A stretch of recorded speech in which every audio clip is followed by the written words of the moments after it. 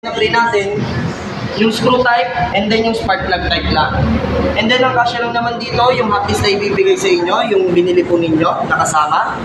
And then, full tank capacity po nito, umabot po ng 5.5 liters. Yung katulad na tinanong ko sa kanina. And then yung per liter po nito, 40 to 50 kilometers po ang tinatakbo per liter. Making sure po, habang break-in pa po yung ating motor, 3 months unleaded lang po muna ang gagamitin natin. Okay po? Yung regular na unleaded lang. Yes po. Pwede mag-premium basta matapos muna yung 3 months na unleaded muna. For break-in purpose na po muna tayo. Pag And then, petrol yung XCS no? Ay extra. pwede po yun. Extra. Basta unleaded lang sasabihin. Okay? And then sa pagbukas po ng ano natin, sa charging port natin, push nyo lang po yan. Then ito yung parang may kuntil siya. Yun yun. Okay? USB type na po siya. Saksak nyo lang yung cellphone ninyo. Kailangan, pag nag-charge po kayo ng cellphone, naka-on po yung ano niya. Yung naka-andar. Kasi hindi siya pwedeng isaksak dyan nang hindi naka-andar. Madidiskarga po yung baterya natin. Kailangan naka-unlock na. Proceed po tayo sa starting. Sa pag-start po ng motor, press din start. Press din start. Sing lang po yun. Huwag lang pagsasabayin. Tapos may level handbrake po tayo dito. Press nyo lang to, then lock. Yun, nakalock na yan. Ibig sabihin yan, ang purpose lang yan, pag napunta kayo sa mga up and down hill, yan po yung mag-brake sa gulong. Once na naka-side stand, hindi dumaustos at hindi rin umatras. Quick release naman din po yan. Parang handbrake na sasakyan. Yan, ganyan na sir. Press, then lock. Tapos din sa inyo. Yun, quick release lang naman din yan. Yun, ganyan lang. Sino familiar sa inyo sa combi-brake? Lahat naman. Familiar sir, combi-brake? Yun. 70%, 30%. Okay? Proceed tayo sa starting. Yan, check engine, kung ilaw. A few seconds, mawawala. Normal naman po yun. Ang hindi po normal nun, yung naka-steady yung ilaw at tumatakbo kayo ng matagal. Ibig sabihin, dali po agad sa amin dito for warranty para hindi na po lumala yung sira at hindi na po mandamay. Kasi yun po yung sensor natin kung may sira yung motor wala. Okay? Start sir, kaliwa. Gumagana. Gumagana po. Kill switch, pag binabasa yung stand, mamamatay yung motor. Kahit anong start, hindi siya sisindi. Make it sure, nakaangat yung side stand bago tayo start. Kanan. Okay sir, nagana po lahat. Switches, low beam, high beam. Nagana, kusina. Kaliwa, likod. Okay? Kanan, likod. Okay? Pag namarena sa likod, then sa harapan naman. Okay. Ito sir, proceed tayo sa panel. Itong dalawang buton ko napapansin nyo.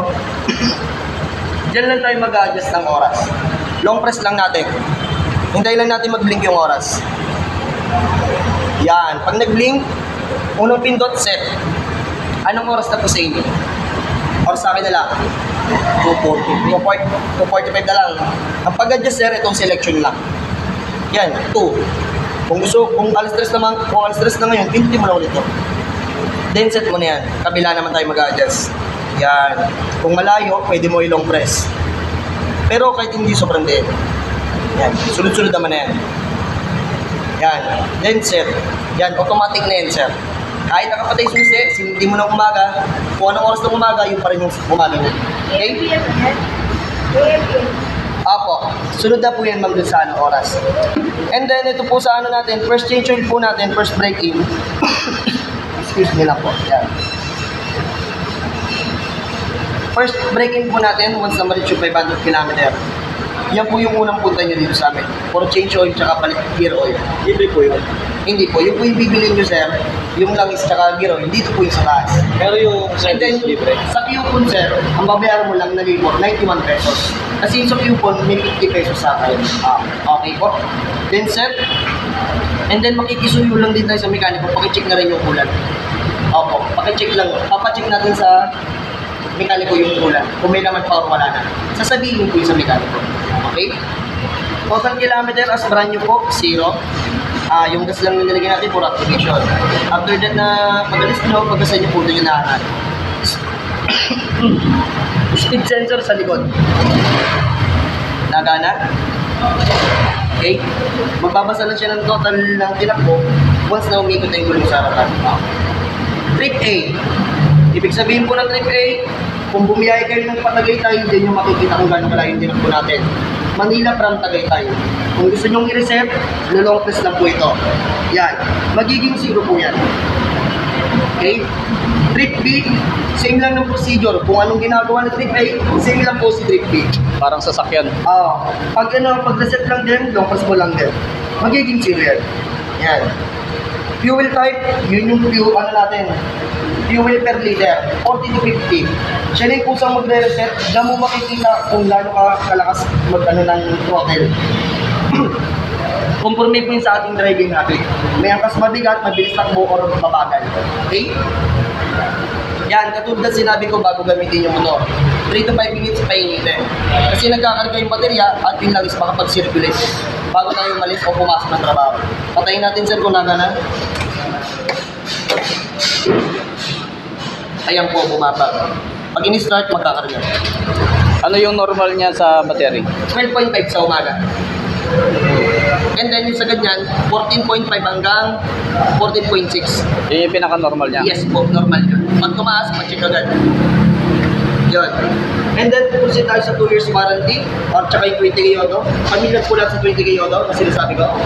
Ibig sabihin po ng 20K Auto, yung tinakbo ng motor. Pag naka 20,000 na kayo, whichever scammers po tayo din sa dalawa. Mauna si 2 years na expired, kahit wala pang 20,000, automatic void warranty na tayo. Pag nauna si 20,000, kahit walang 2 years, automatic void warranty tayo. Maliwanag, sir? Yun. Once na makakit ng daga yung wiring, automatic void warranty tayo. Pakiingatan lang po kasi yung motor, responsibilidad nyo na kung saan yung pinapart. Okay? 2 years warranty, nakapasaloob lang po doon, electric tsaka yung ating makina. Doon, sir, any accessories pwede kayo magpalit. Side mirror, magpalagay ng Digibox. Basta walang kinalaman sa wiring, engine. Yun lamang po. Any question, sir? Yung pag mag-change oil, yun yung 500. Yun po, lalabas po yung kusa. Pag na-reach nyo yung 500, lalabas yung oil change ng blink. Okay? Sino pa po may tanong? Nakasisend na, no? Yes po. Isa-set ko na lang yung sa inyo, sir. Papakita ko na sa inyo kung gumagana yung iba. Okay? Ikaw, sir. Wala na. Gusto naman lahat. Ayun, sige.